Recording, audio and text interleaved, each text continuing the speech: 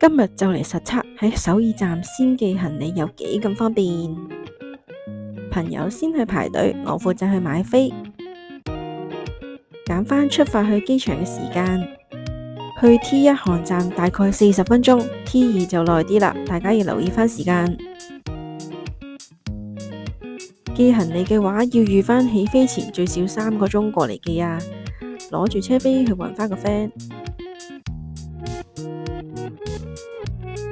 等咗大約半個鐘，就可以行入去排第2條隊等寄行李啦。留意返首爾站寄行李服務只提供韓國嘅航空公司，雖然寫住30分鐘，但係其實大約15分鐘就排到啦。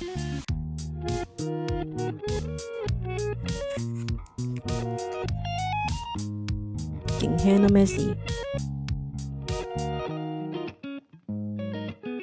寄完行李之後，要去右邊呢個出國審查蓋章，全程大約只係用咗45分鐘。寄完行李一身輕，可以去食返個美味嘅午餐，再去飲返杯嘢都仲得啊！差唔多時間就返去坐快線去機場啦。跟返呢個橙色嘅指示，就可以落到去樓下搭車。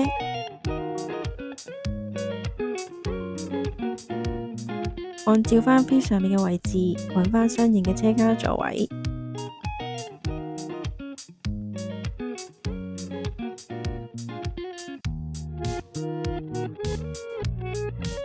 呢張橙色飛好重要㗎，千祈唔好唔見啊！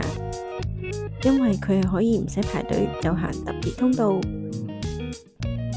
只要出示返呢張飛就可以行隔離呢個特別通道啦，完全唔使排隊，好方便啊！